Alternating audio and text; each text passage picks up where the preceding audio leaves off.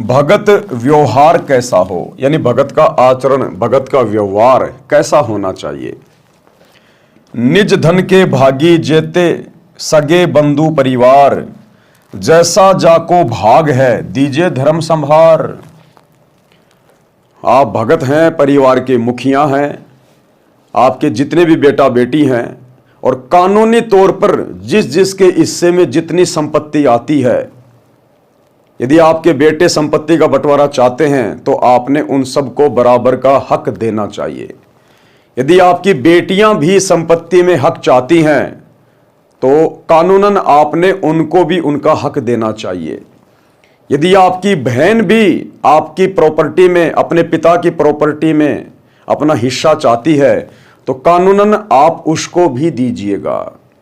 यानी भगत ने संतोष करना चाहिए, सब्र करना चाहिए।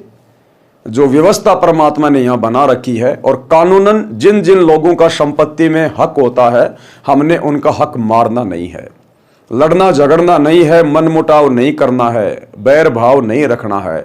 अगर बेटी हक लेना चाहती है, प्यार प्रेम से दीजिए। अगर आपकी बहन हक लेना चाहती है, प्यार प्रेम से दीजिएगा, क्योंकि हमारी सबसे बड़ी प्रॉपर्टी परमात्मा का भक्ति धन है। गुरुदेव के चरण, उनकी शरण, ये हमारी सबसे बड़ी प्रॉपर्टी है।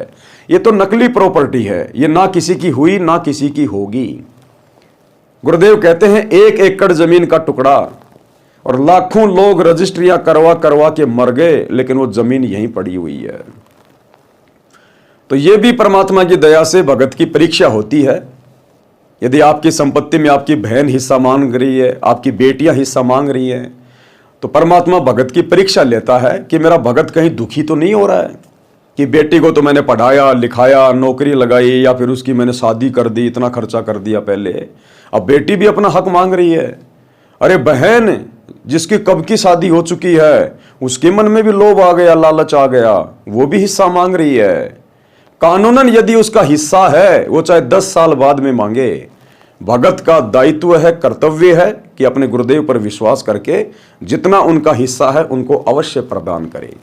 यह भी हमारी परीक्षा होगी। परमात्मा देखेगा कि इस भगत ने अभी तक इस काल की नकली संपत्ति का मोह त्यागा है या नहीं त्यागा है। तो यह हमारी परीक्षा होती है। और वैसे भी कानूनन जिसका अधिकार है, भगत ने मारना नहीं चाहिए, वरना परमात्मा का दोषी बनेगा। परमेश्वर कबीर जी ने कहा है कि संपत्ति के जो भी जितने भी भाग के कानूनी अधिकारी हैं, उनको पूरा पूरा भाग देना चाहिए। अपने धर्म कर्म को ध्यान में रखकर, यानी भगत को चाहिए कि जिसका जितना हिस्सा बनता है, परमात्मा से डरकर पूरा पूरा बांट दे। 1 इंच जमीन की भी गफलत ना करे भगत। इतनी भी धोखाधड़ी अगर कर दी तो अंतर्यामी गुरुदेव से छुपा नहीं पाओगे। मन में भी कोई दोष नहीं रखना है, क्योंकि हमने तो यहां से पीछा छुटवाना है, सतलोक में जाना है।